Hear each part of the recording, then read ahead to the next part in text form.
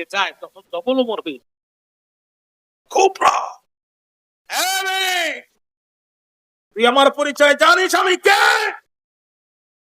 কে বলছে তুমি আল্লাহ রাসূলের সাহাবী আর আমাদের প্রেসিডেন্ট। মানে এমন একটা ভাব ওটার কাছে মূল্য ব্যাপার। তুমি আল্লাহ রাসূলের সাহাবী আর আমাদের প্রেসিডেন্ট কয় না আমার আরো যায় আছে। কয় কি? কয় আমার বোন এবং ভক্তিপন্থীরা যখন ইসলাম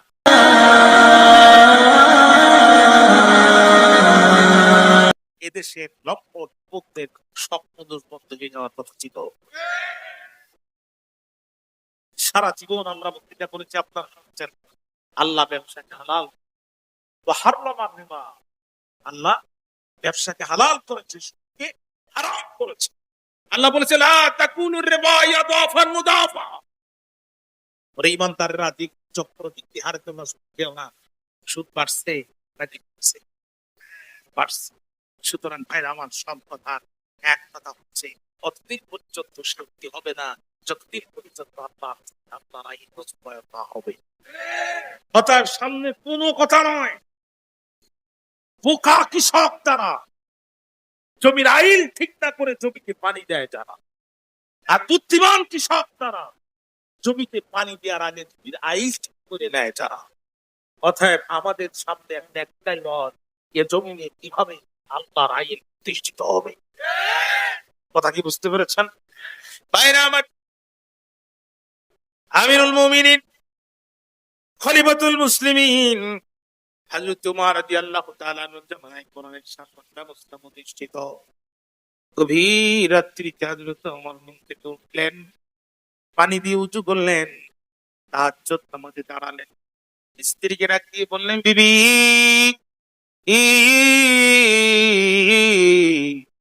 আমি রাত জেগে ইবাদত করে আল্লাহর হক আদায় করেছি। রে বিবি, স্বামী হিসেবে আমি তোমার হক আদায় করেছি, এখন বাকি আছে মদিনার সাধারণ জনগণ মানুষের হক। বিবি রে তরবারিটা নেই, রাতে জেগে আর মতে চাই না। আমি নিজা আমিরুল মুমিনিন মদিনার প্রেসিডেন্ট ওমর, আমি মদিনার মানুষের দুঃখ দুর্দশা সারা রাত্র জেগে জেগে নিজের চোখে দেখতে চাই। সুবহানাল্লাহ বললেন না? কোরআনের আইন প্রতিষ্ঠিত ছিল যখন, নেতাদের চরিত্র এমন ছিল তখন রাত জেগে নিজেরাই মানুষের দুঃখ দুর্দশা দেখতো। আমাদের নেতারও রাত জাগে, তবু দুঃখ দুর্দশা দেখার জন্য নয়, গাড়ি ভর্তি টাকা নিয়ে বাড়ি আসার সময় তারা খায়। স্ত্রী ডাকতে বললেন আমিরুল মুমিনিন খলিফাতুল মুসলিমিন, আপনি অর্ধ পৃথিবীর প্রেসিডেন্ট, গভীর রাত্রিতে আপনার একা একা নেওয়া ঠিক হবে না, নিরাপত্তার ব্যাপার আছে। হযরতে ওমর ডাকতে বলে বিবি তুমি জানো না যেই রাষ্ট্রে সংবিধান আল্লাহর কোরআন হয়, যেই রাষ্ট্রে কোরআনের আইন দিয়ে পরিচালিত হয়, ওই রাষ্ট্রের প্রেসিডেন্ট থেকে শুরু করে ক্ষেত খামারের কৃষকের জীবনের নিরাপত্তার দায়িত্ব মানুষের হাতে থাকে না, নিরাপত্তা দেওয়ার দায়িত্ব আল্লাহ রাব্বুল আলামিন তার নিজের হাতে তুলে নেয়। মানুষ মানুষের নিরাপত্তা দিতে পারে না।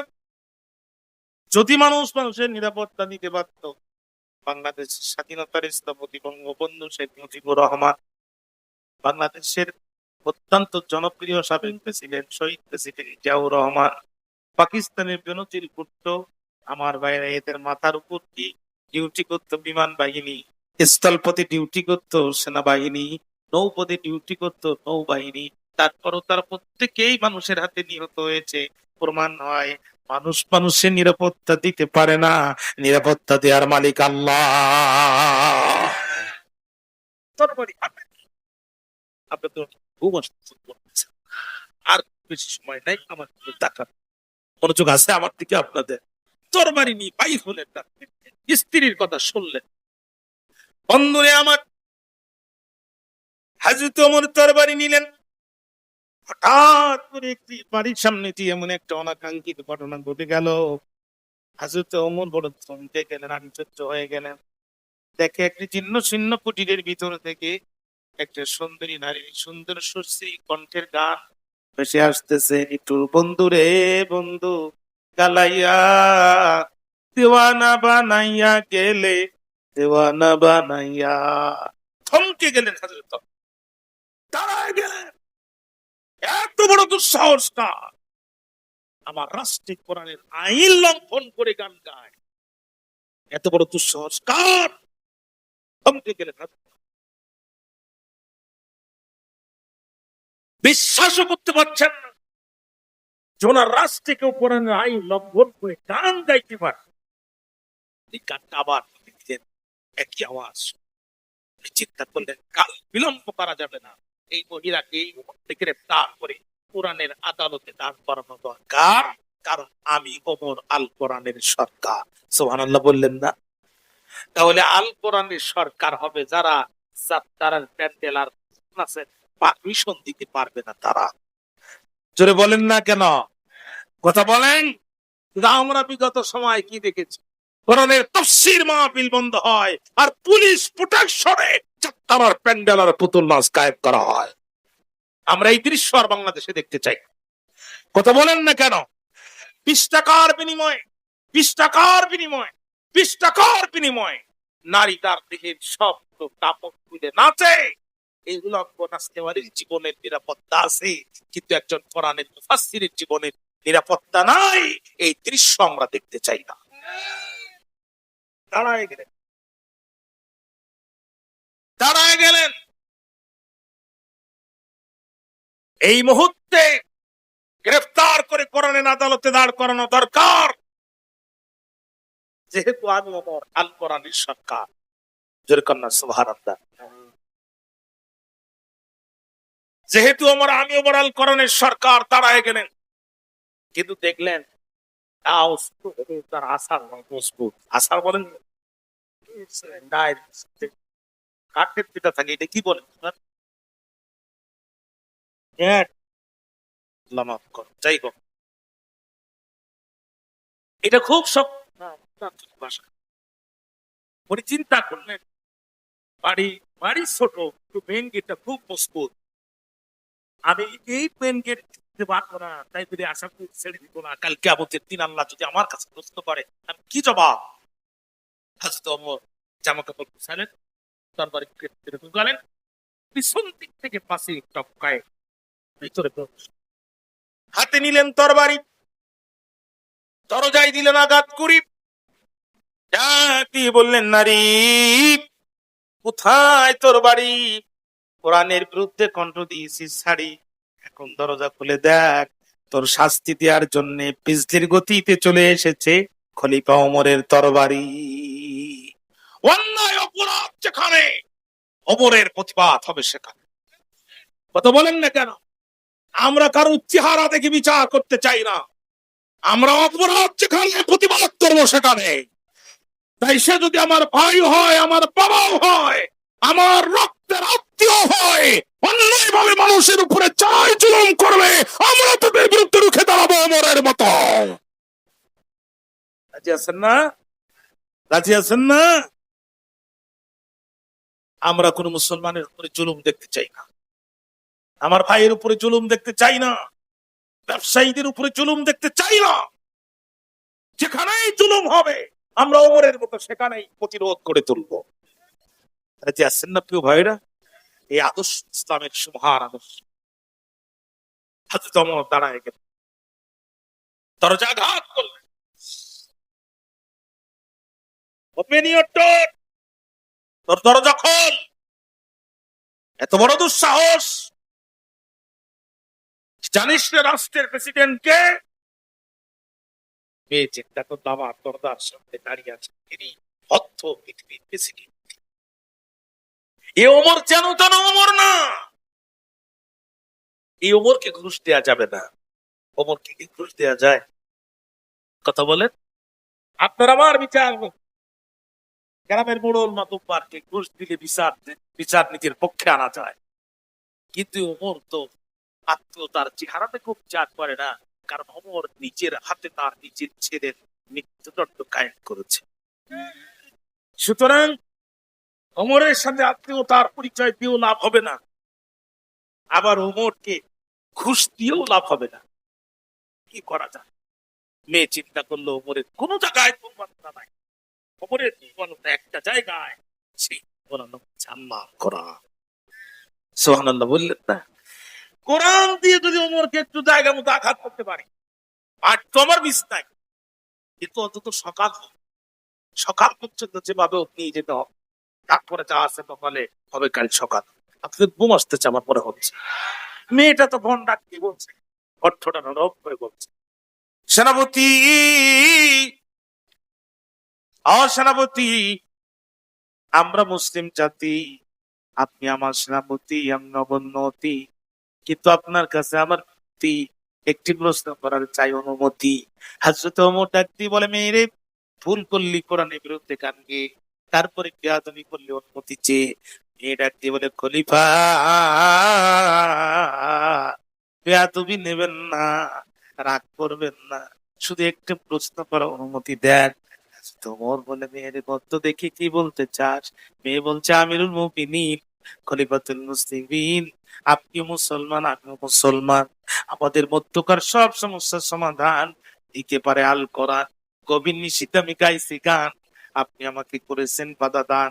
এখন বলেন কোন আয়াতে কোরআন গাইতে নিষেধ করেছে গান? সুবহানাল্লাহ করলেন।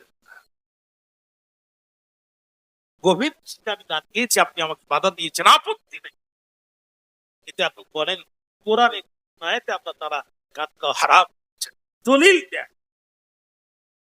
Please submit reference from holy Quran. Quran থেকে হুজ্জা পেশ করেন, দলিল পেশ করেন। তোমার মধ্যে তুই তো আমার চেয়ে বড় হুজুর।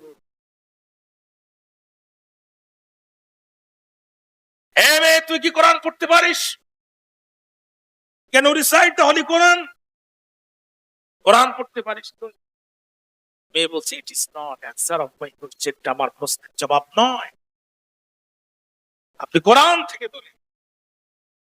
হযরত ওমর দলিল দিলেন, সূরার নাম লুকমান, সূরাত লুকমান, সূরা লুকমানের 6 নম্বর আয়াত। আল্লাহ রাব্বুল আলামিন বলেন, ওয়াবিনান নাসি মাইয়াশতারি লাহুওয়াল হাদিসি লিউদিল্লা আন সাবিলিল্লাহ। মানুষের এমন কিছু মানুষ আছে যারা অশ্লীল অবান্তর ভাষা এক জায়গায় করে গান হিসাবে সাপ্লাই করে দেয়। এদের উদ্দেশ্য কি? লিউদিল্লা আন সাবিলিল্লাহ, আল্লাহর রাস্তা থেকে মানুষকে পথভ্রষ্ট করা। না, তোমার বেলায় নেব, তোমার গানের শোনায় একবার নদী পার করে যদি কানে শোনা নেয়, তাহলে 3 বার পার করলে কি নেবে আল্লাহ ভালো জানে, ঠিক না? এই অশ্লীল অবান্তর ভাষা যেগুলো মুখেও আনা দেয়, রাস্তা ঘাটে, স্টেশনে, ট্রেনে, বাসে চলে কি চলে না? জোরে বলেন, চলে কি চলে না? আহা, আফসোস লাগে, দুঃখ লাগে। হযরত ওমর কোরআন থেকে দলিল পেশ করে, কোরআন থেকে দলিল পেশ করার পরে মেয়েটা এবার বলছে, আমিরুল মুমিনিন, কোরআন থেকে আপনি দলিল দিয়েছেন, কোরআনের দলিল যেখানে আপনি পেশ করেছেন, এখানে আমার আর বলার কিছু নাই। এখানে কথা হচ্ছে কেন? কি হয়েছে এখানে? আপনারা বিরক্ত হয়ে গেছেন, আমি বুঝতে পারছি, কষ্ট হচ্ছে আপনাদের। আর বক্তর আদাব, একটু মনোযোগ, একটাবার আওয়াজ দিত, আল্লাহু আকবার। আরো জোরে বলেন, আল্লাহু আকবার।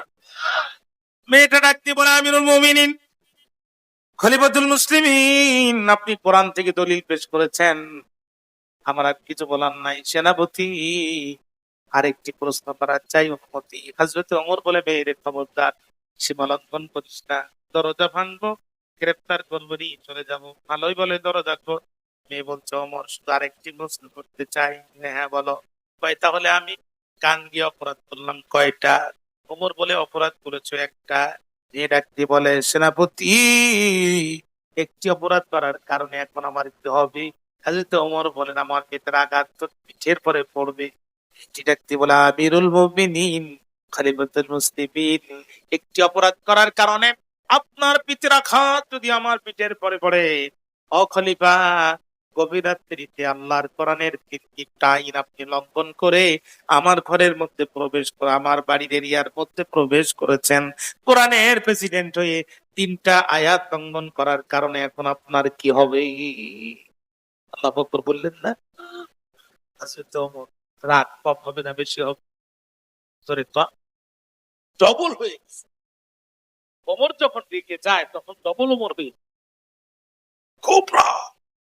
এই মেয়ে, তুই আমার পরিচয় জানিস আমি কে? কে বলছে তুমি আল্লাহর রাসূলের সাহাবী আর আমাদের প্রেসিডেন্ট। মানে এমন একটা ভাব যে ওটার কাছে ওমর কোনো ব্যাপার না। তুমি আল্লাহ রাসূলের সাহাবী আর আমাদের প্রেসিডেন্ট কয় না। আমার আরো পরিচয় আছে। কয় কি?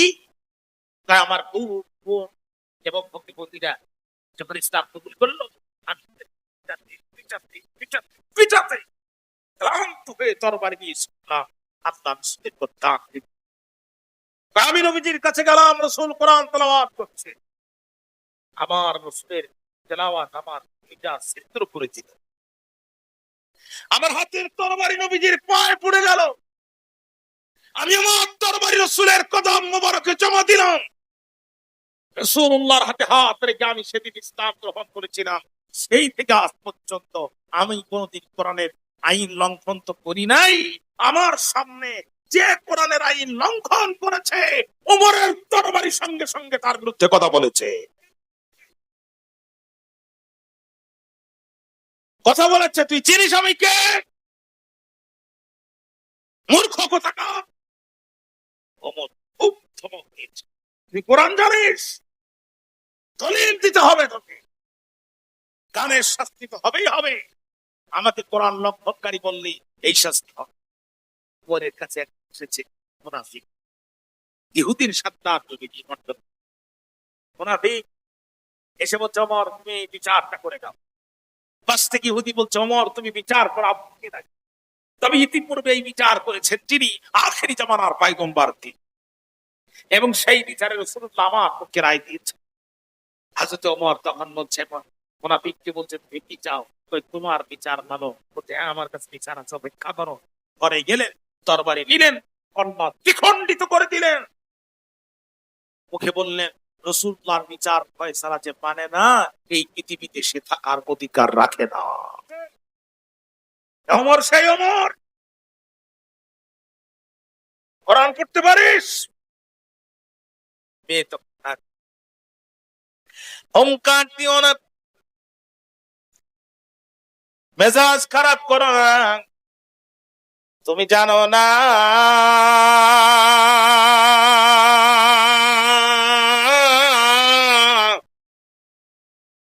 জানো না গো খলিফা,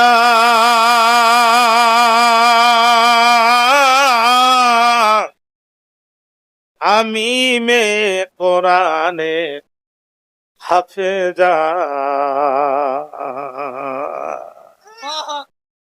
বেশি হুঙ্কার দিও না, গরম হইও না, রাগান্বিত হইও না রে ওমর, মূর্খ ভাবিও না।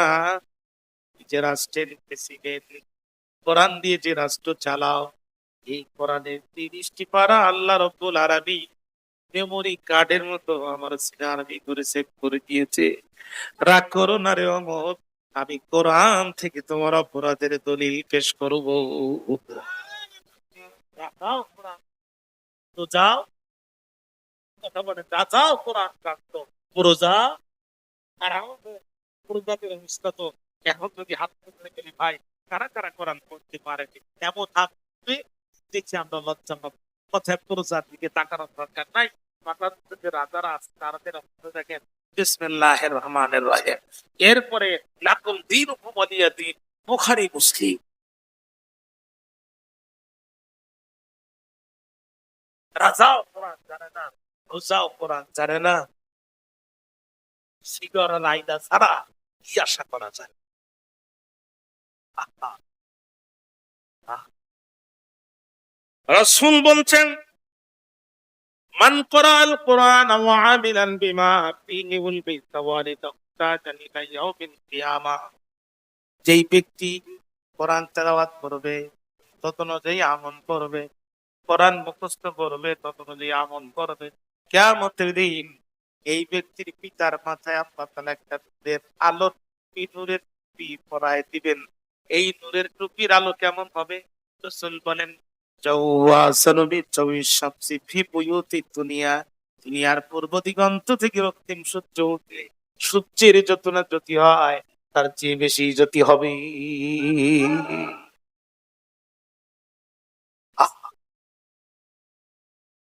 ভাইরা আমার, কিয়ামতের কঠিন ময়দানে রাসূল বলেন, মানুষ যখন দিক বিদিক হয়ে ছুটাছুটি করবে, পিতা যেদিন সন্তানের পরিচয় দেবে না, মা যেদিন সন্তানের পরিচয় দেবে না, আল কোরআন শাফিউন মুসাফফা, আল্লাহ রাব্বুল আলামিন এই কোরআনকে শাফায়াতকারী হিসাবে নির্বাচিত করবেন। কোরআন যারা তেলাওয়াত করবে, কোরআনের পক্ষে যারা আন্দোলন সংগ্রাম করবে, আহলুল কোরআন যারা হবে, কিয়ামতের দিন এই কোরআন তাদেরকে সুপারিশ করে আল্লাহর জান্নাতের গ্যারান্টি দিবে। ও ভাই, ও ভাইরা, রাসূলুল্লাহ সাল্লাল্লাহু আলাইহি সাল্লাম যে কোরআনের হাফেজ, প্রত্যেক বছর নবীজি জিবরাইল কোরআন শোনাতেন। যে বছর নবীকে ইন্তেকাল করেন, ওই বছর রাসূলুল্লাহ জিবরাইলকে 2 বার মুখস্থ কোরআন শুনিয়েছেন।